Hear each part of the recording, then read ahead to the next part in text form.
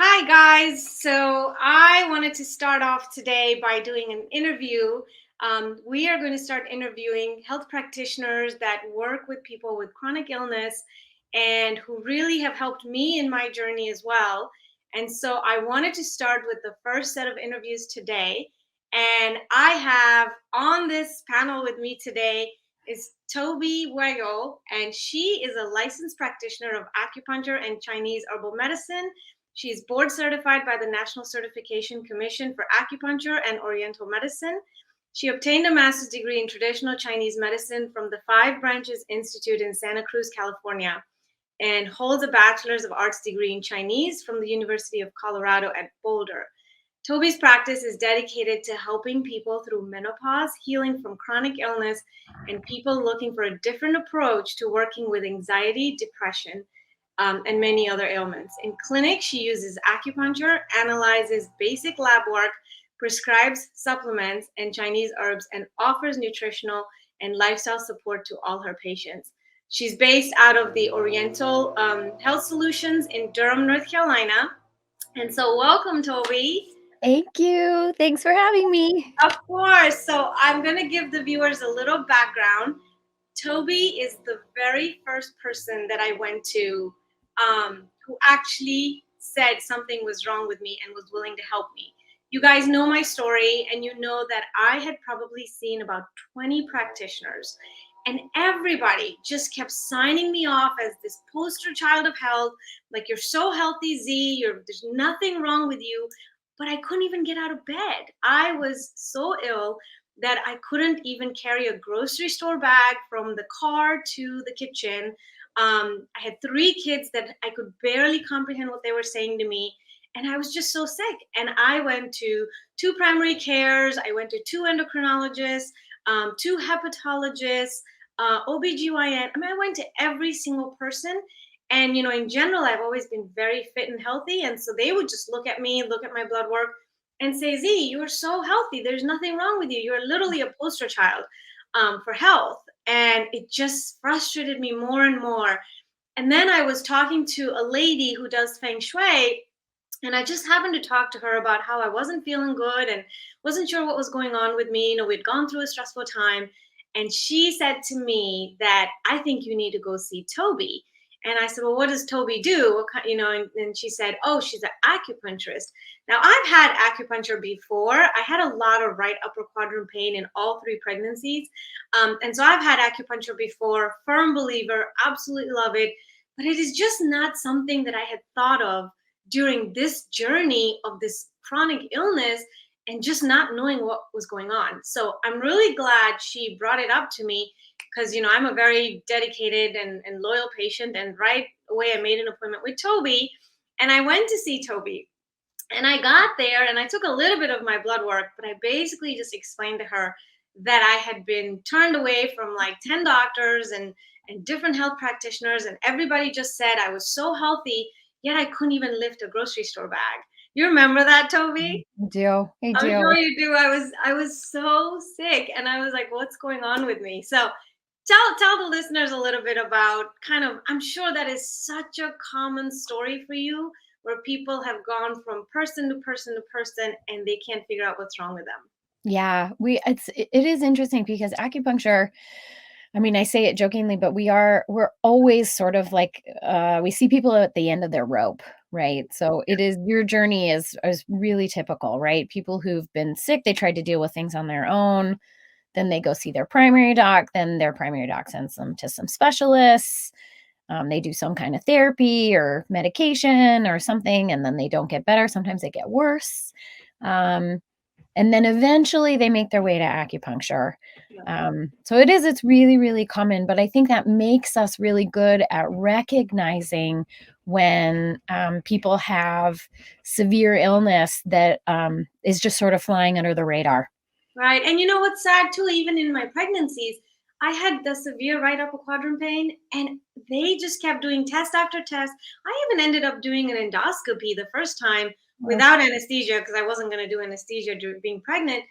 And that was the last resort at that time too. Now my Mhm. second and third pregnancies, I knew that, the only thing that's going to help me is acupuncture.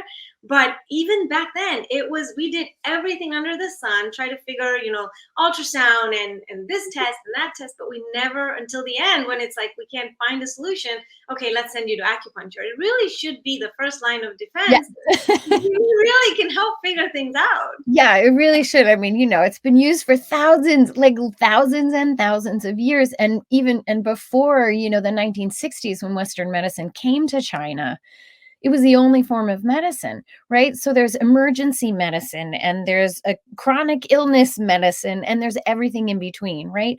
So we should be a frontline defense, I think personally. But Absolutely. And yeah, and it's less invasive. You're not doing all these thousand multi-million dollar tests like they did on me. yeah, And of all the things, like there's no side effects. You're not gonna have, medication issues and side effects and things like that. So really should be the first line of defense. And it's a lot cheaper than some of the stuff that I had to do. So yeah, I came yeah. to you and then that's what happened. And then you took a read on me.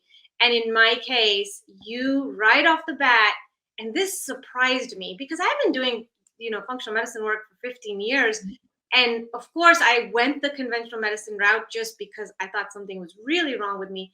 But right off the bat, you said to me, you have something called adrenal fatigue. Mm, And we had gone through a stressful time and all of this stuff. And so for a year, I was like just almost bedridden. And literally, you said that, and a light bulb went off in my head because I was like, yes, it's my adrenals. Like, I can't mhm, function. mhm. But, and of course, unfortunately, in Western medicine, adrenal fatigue is not even a diagnosis. And so it was just off the radar for me. And when you said it, I was like, she just, first of all, you were the first practitioner who listened to me and said, yes, I agree, there's something wrong with you. But then secondly, you were the first practitioner to actually give me a diagnosis. So tell me a little bit about that. Well, I think we're just looking for things outside the box, I think, I mean, I sort of lovingly call these things the mystery illnesses, right? So patients who have adrenal fatigue, patients who have a history of trauma, patients who have infections, right? Chronic infections, Epstein-Barr, Lyme, toxic mold exposure, all of those things, they fly under the radar. And, Western medicine, even if it picks it up, it doesn't necessarily have all the tools to deal with it. And because of the way that Chinese medicine looks at the body, um, because of the way that we view physiology, which is quite different than Western physiology in a lot of ways. It's similar, of course, we all have the same body parts and stuff, but the energetics of our physiology is quite different in Chinese medicine, but it allows us to be able to see things um, and treat things in a way that maybe Western medicine just doesn't have the tools to do. Absolutely. And after Mm, you said that to me, then I ended up getting like a Dutch test and a cortisol awakening mm, response. And it was crazy. I was flatlined. Like my entire numbers were on the x axis. And still, my regular doctors and the endocrinologist was like, no, no, that there's nothing to do with that, but right. I was literally flatlined. And so, right off the bat, so you kind of did acupuncture on me. And I'd love for you to talk a little bit about kind of if you get patients who come in who are very sick, what Mhm, kind of work you do first. But the other thing that I think really helped me, like I said, I couldn't even carry a grocery store bag into the kitchen. You put me on some Chinese herbs, and mhm. that really helped give me a little bit of energy. So Yeah. I, took that for about 2 weeks, and then I came back to see you. So let's talk about first about the acupuncture and maybe just a kind of a bird's eye view of what you do when patients who are very sick. Right. Well, I think it might be helpful to talk about sort of how Chinese medicine views chronic illness. Okay, and so when somebody is comes into our clinic and they're sick, the first thing we want to look at is what we call the disease trajectory. Okay, so what that means is like when you get exposed to a pathogen, and a pathogen can be anything, right? It can be a bacteria or a virus, like we said, mold, whatever. It can also be anything really that comes from the outside. It can be food poisoning. It can be an abusive relationship. It can be trauma. It can be chronic stress. It can be any combination of those things, right? So when somebody comes in, when somebody is affected by one of those pathogens, we call them, um, the body begins this sort of negotiation process, right? So the body thinks to itself, how much of this do I fight off right now? And how much of this do I store and deal with later? And by storage, I mean, I think we can all kind of agree that we understand the concept of storing something in our bodies, right? And so we literally put things away. And when we are, let me say it this way, that depending on the quality of our resources, it determines our ability to fight that pathogen off. Okay. So, what I mean by that is you are, you're a child, you're in a home with an alcoholic parent, you don't have access to really healthy food, so you have gut issues, right? You're stressed because of your parents, so you have, chronic fear and anxiety. And then you grow up that way. And in your 20s, you get bit by a tick, right? And then you have terrible Lyme disease and it's devastating, right? For the rest of your life or so. So you came into that tick bite under resourced, right? You came into that tick bite with all these traumas, right? Physical, physiological, emotional, that prevent you from being able to deal with a tick bite, right? You don't have the physiological resources, you don't have the emotional resources, maybe even you don't have the financial resources too to deal with your with whatever is happening to you. So when Chinese medicine, when you come to an acupuncturist, when you come for Chinese medicine, we're evaluating the quality of those resources, right? Especially the physiological resources, right? There's not much we can do about financial resources, but we can look back through your history and say, okay, like in your case, chronic stress, right? Some kind of exposure to some kind of pathogen, Mhm. right? And then you crashed, Right. right? And so the goal of the treatment and goal of treatment depends on each person's individual situation, obviously, right? But in your case, the goal of treatment was we gotta strengthen you, right? We gotta replenish your resources so that you can start healing. In the case of somebody with like, I don't know, chronic Lyme, we'll say, right? And they've had it for 15 years.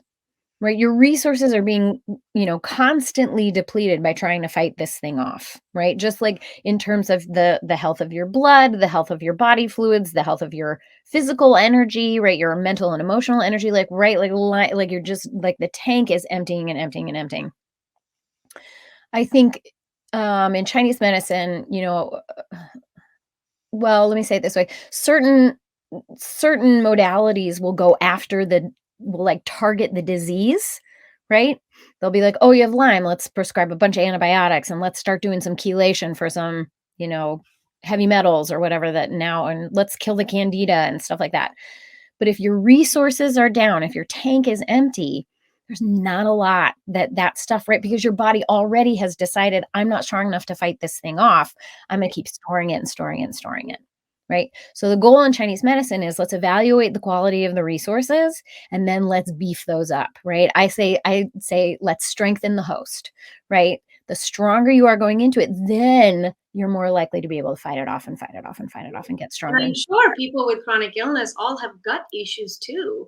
I'm yeah, sure I probably came in after that chronic stress with like severe gut issues. that's And right. so that being my first line of defense was pretty much non-existent at that point. So I'm going to need all the support from an external source like this to beef up my own Right. system That's right. to be more defensive. Oh, that really makes sense. And Yeah. I think for the listeners too, Toby made a really good point. Some of us and most of us on this page are always looking back, going, what made us sick? What made us sick? And you'll probably never find the answer to that. And honestly, there's no use in trying to figure out. Obviously, in my case was, some stress, but Toby made a really good point. We were in Costa Rica 2 years prior to that. And I got bit by something on my thigh while back riding. And I never figured out if it was a tick or anything, but my thigh got pretty huge. I was sick for 4 days. Like, in Mhm. the resort, they had to put IVs on me, antibiotics, like the whole 9 yards. I was really sick. So I'm sure at that point, my level of defense went down a little bit. And then the stress came. Then I had some exposure to pathogens. I mean, we all have a multitude of issues. And like you said, it's not just that, the straw that killed the camel's back. It's all the weight that has been put on us for various things that is affecting our system. And so Yeah. that's great because you're basically getting to the root of it and saying, let's strengthen the host. Absolutely. Yeah. And then, so then talk a little bit about some of the Chinese herbs that you use in this case as well for chronically ill people. So Chinese herbs are really fascinating because, I think when we go, like if you think about going online and you're like, oh, I have, I don't know, I have chronic Epstein-Barr, I have adrenal fatigue. What are some good herbs for that? Right. And then you'll get online and you'll get a list of a handful of herbs that are good for you. Some of them might be Chinese herbs, but most of them usually is typically Western herbs or somewhere else, maybe some Ayurvedic herbs. So the way that Chinese herbs work is that when you meet your Chinese medicine practitioner, we ask you a ton of questions, right? So, and you may remember your first visit, it's like an hour and a half. Yeah. And we want to know everything that happened that's made you come in. And then we want to know everything else, right? We want to know how you're sleeping. We want to know how your digestion is. We want to know what your emotional life is like. We want to know how your heart is. Do we want to know if you have any allergies or chronic cognitive issues, anything, right? We put all of that together, right? It's all happening in the same body, right? We can't exclude one thing, right? Because everything's happening inside this one place. So Chinese medicine then looks at the body almost as if you're looking at like a sick tree, right? Or a sick plant, right? You can't just sort of isolate one leaf and be like, oh, this leaf is dry. Let's treat this leaf, right? We'll give it some water and maybe we'll give it some plant food. And then, ooh, these roots over here are dying. So we're just going to cut those roots off, but we'll leave the rest of the tree, right? We can't do that in China where you'd kill a tree. So So in Chinese medicine, we put it all together. Okay, we have roots over here that look like this. We have leaves over here that look like this, right? We have a person who has chronic migraines and then they're not sleeping and then they have diarrhea and then they also have some stress. And we have to put all that together. So then we use Chinese herbs to treat what we call the pattern, right? So the pattern is basically all of those things put together look a certain way in the body. And then each herb that we pull creates a formula, and that formula is specific to the person's picture, right? Because I can have 4 patients with Lyme disease. I can have 4 patients with anything. I have 4 patients with Lyme disease, and each one of them is going to get a different set of Chinese herbs because one of them is freezing cold and has headaches. One of them has a runny nose and has belly aches. You with me? One of them has back pain, right? Like all of these things create a different picture. So we're really looking at the individual. It's not like there's an herb for Lyme or an herb to kill things or an herb for your, there are those things and we may incorporate some of them, but really we're treating the underlying pattern as it presents in you. Wow. And I'll tell you guys, if you go to Toby's practice, which is Oriental Health Solutions, it's like a little like lab in there with like all the coolest Chinese herbs, and everything is so well labeled in little jars. It's actually really fascinating. The first time I went in, again, I had experience with acupuncture, but not with Chinese medicine. And I just was so fascinated in there. So, yeah, so that was really helpful. And I will say this too. So, when I was really sick, I used to come very frequently. Every 2 weeks, I was coming to see you. And within the first 2 weeks, like the first set of the herbs that you gave me and everything worked great. After the second week, when I went back home, and then by the third, fourth week, I came in, I was overstimulated. Like I remember, right off the bat, like if someone would touch me or if I was at a traffic light and someone honked, and things like that, I was overstimulated. And so I came in, told you this, and you tweaked some stuff. But the best part was that in those 4 weeks, I wasn't going to bed at 6 p.m. Like, guys, I was literally going to bed at 6 p.m. because I was so tired. I had to get in bed. And so that month, that some of the beginning herbs that you had me on, I wasn't going to bed at 6 p.m. So I knew that was already a drastic difference, for me. I wasn't running any marathons or anything like that. But, so that was a big difference. But then after 4 weeks, I started getting a little hyperstimulated. And so then I came in and you kind of made some changes and things like that. I say this because I want everyone here listening to take this home. If it's the one thing you take home, you really need to work with a practitioner. You can Google anything online that will say, oh, adrenal fatigue, boom, boom, boom. These are all the, herbs that you need to take. Oh, you have Lyme. This is what will kill Lyme. But it's so specific to the person. And I was uber sensitive to, any of the adaptogens, any of the adrenal supplements, even the Chinese herbs, you had to tweak them. And so, it's easy to say, I'll find this stuff online, but you can have paradoxical reactions. So it's Mhm. really, really important to work with a practitioner. Wouldn't you agree? Absolutely. I mean, we need a Sherpa, we need a guide. Like we need somebody, and I think that that becomes one of our resources, right? Like if we have someone who's listening to us, who really hears us, who is thinking about us, right? Who cares, who is invested in us getting better. That's invaluable, right? And then you have someone who has the knowledge base to be able to evaluate you as you change, right? Because you're going to change, right? You're not going to always be the same static sickness, right?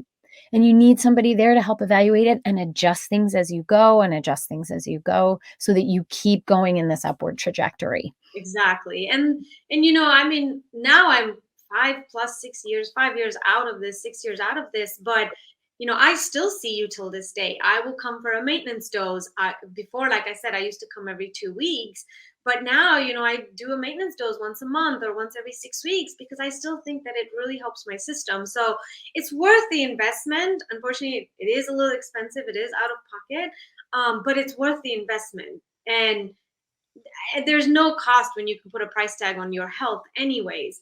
But I really do feel that this is something that you don't have to do it ongoing. There was maybe a 6 or 8 month period where I kind of fell off the wagon because I had a lot of travel and kids schools and things like that, but then I got right back on. So I definitely think that working with a practitioner is really, really important in this case. Especially when you're so sick, and with adrenals you can really mess up, you can overstimulate them, you can make it worse, things like that. So then moving on, obviously I decreased my frequency. I started healing. And just for you guys listening too, I then also started working with a functional medicine doctor because I had a lot of my own knowledge, but I felt that someone really else needs to be overseeing me. And so I started doing some of that with a practitioner, and I also worked with an adrenal fatigue specialist who I didn't really care for too much. It just wasn't my cup of tea. So then I just continued with Toby over the years, and then I had a functional medicine practitioner, and they did a lot of testing, and then they gave me the data and the hard numbers and things like that, to kind of see it on paper. My inflammatory markers were through the roof, so they kind of showed me that. Like I said, my Dutch and all that, and then the functional medicine doctor was able to see that my hormones were completely out of whack, and so then I needed to get on some bioidentical hormones and things like that. So my journey kind of evolved along the way, but it's, again, this is where we would have never found out what was going on with me until I first came to you. So I guess for the people listening, and a lot of people on my group don't have the financial means, have done this ringer, some have spent hundreds of thousands of Yeah. dollars in their health. I mean, I have such a gamut of people. What would you suggest for people that are financially strained, or that don't have the means anymore because they've spent their life savings trying to get better and they're not better? What would you suggest for people? Honestly, and I know this is gonna sound a little bit outside of the box, but this is what I truly believe. Um, if you can't if you really can't go see someone, right? You don't there's not a if there's a really good acupuncture clinic in the area and they can't work with you on price, right? I would definitely say go ahead and ask, but a lot of places can't, they Yeah. just can't. Um, if you really can't find anything, I believe that the best thing you can do is to cultivate your own strength and your own energy. Okay. And by this, I mean doing something like Qigong or Tai Chi. Okay. To really, again, going back to the idea of strengthening the host, right? If you can, and there are lots of great people online. There are tons of resources on YouTube, and there are, teachers all over who sell or offer free classes. And I really would I would go and start learning qigong, or maybe there's a group in your area, and they have like a drop-in class for $10 or whatever. But that I think is the best way to start because you start to feel your own strength, you start to feel your own resources, you start to feel your own resiliency. You can tailor it, and your teacher can help you if you're, in contact with them to really help work on your whatever it is that you're working on. I really believe that that is the most important thing we can do. So if it's not qigong, maybe it's a yoga practice or something, like if you want to go that way, but that you are really on a day. I think meditation actually is critical. If I never saw anybody and they just meditated every day, um, they'd probably do a lot of good for themselves, to do all of the things that that you have access to freely, or somewhat freely, that will strengthen you. Food is critical, right? I mean, there is no healing without good food. Yeah. If you're going to spend your money anywhere, right, you buy good quality meats, right? You buy good quality vegetables. You take the time to cook for yourself. I know plenty of people are exhausted. They're too exhausted to cook. Right. So maybe you invest that way in meal services or something. But again, I can stick all the needles in you and give you all the herbs, but if you're going home and you're eating, lean cuisine, we won't make a dent. Right. You know? Right. Yeah. No, So that's yeah. so true, and I've thought of that too. And for another device that I was talking about last week on the page, I suggested the same thing to one of the members of the group, because I said, just reach out to your local people, your local groups there. And in this case, reach out to your local acupuncture clinic. Or if there's a school of acupuncture, if they're looking, Yeah. for students too, or, dolls, human Yeah. dolls to get pricked and things like that, reach out to these places and just tell them your situation and see if they'll do 2 or 3 sessions for you for free. And then if it benefits you, then of course you'd have to start paying, something like that. Or if you're very debilitated, maybe they might be willing to help you, something like that. Just do that. And it's so funny because you brought this up about, food and meditation. I was at a conference this weekend, a functional medicine and biohacking conference, and literally that was one of the questions that was posed for the panel, was what are the free medicine. Mhm. And the things that came up were like breath work Yeah. and meditation and just self-awareness and qigong and tai chi from YouTube. I've done it from YouTube. I love it. And then the one thing I kind of like, yelled from the back was fasting. Because fasting, in my case, I did it obviously with a practitioner, someone watching me. But after 2.5 years, like, I was much better and I was walking again and things like that, but I wasn't where I wanted to be. And Mhm. so a dear friend of mine is a DO down in West Palm. And I just said, look, I'm going to come to West Palm, rent a hotel. Will you monitor me? And I ended up doing like a 6, 7 day water only fast. Mhm. And that like took me over the edge, because I just had to get all this stuff over, out of my body and get the inflammatory markers down. And I was a different person when I came back to see you after that fast. And so again, resources, someone has to monitor you. You don't do a water only fast, on your own. Like, you have to be medically supervised or whatever, at least that's what I recommend. Um, but any of these resources are all free, and you can really jumpstart your healing journey this way. I think you brought up a good thing that I do want to remind people about too, or tell people about, that there is such a thing as community acupuncture. We don't do it at our clinic, but there are clinics all over the country, Yeah. where instead of having like a private room with a massage table, some places have massage tables, but usually it's like little lazy boy chairs, and the practitioner goes around and everyone sits in the community together and they get acupuncture, and the fees are reduced. A lot of times it's sliding scale. A lot of acupuncturists offer a sliding scale in their practice. And there was something else that you brought up that made me think, shoot, about discounted acupuncture. Students, I was talking about schools. Oh, yeah, the Schools. schools is a great idea. Is a great idea because all of those students. I mean, that's how I learned to do acupuncture, right? Is like, if we're in school and the clinics at the schools all have clinics so that the students can practice, and there are varying degrees of payment that you could see a teacher in front of a classroom, which, even if that sounds embarrassing, I highly recommend, because then you're seeing somebody with like 30 years experience, right? Yeah. Who's seen it all, or these doctors from China who are really trained in hospitals, right? Um, or you can work with little groups of students who are everyone's supervised by one of these really experienced teachers. It's a fantastic way to get acupuncture. It's really inexpensive. You can request certain practitioners, so you have one student that you work with all the time until they graduate. It's a wonderful idea, actually, Z. I'm really glad you said that.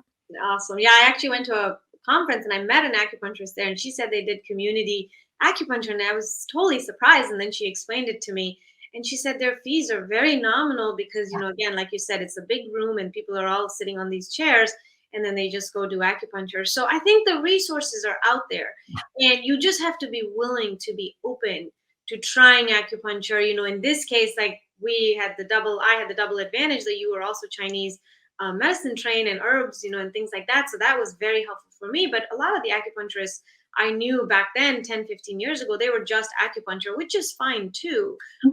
You can just start getting help somewhere. Yeah. And especially for chronic illness, when you have knocked on every door and Mm. you've really been out there for years and you have no solution, I really think that acupuncture should be the first and maybe the next thing you should be trying, because it's just a variety of conditions, like Toby said. Whether you have Lyme, whether you have adrenal fatigue, whether you have cancer, whether you have, chronic inflammatory response syndrome, whatever it is that you have, if you're working on just strengthening the host, strengthening your own body, your own immune system, then that is the foundation to healing from any disease. Mhm. Um, and so I really hope that you guys, as you know, I like to provide resources. I went to a conference last week, and so every day last week I just kind of put every modality that I had already done before but was at the conference, and just educating the people of the group, which is the purpose anyways of this group. And so from this point on, I'll be doing a series of interviews, just really describing the health journey and really describing how you can heal with different options out there. And so I really think acupuncture is really on top of the list. And I really think that that's probably one of the most biggest bang for your buck that you can get, as far as chronic illness and healing is concerned. You're a poster child for Chinese medicine.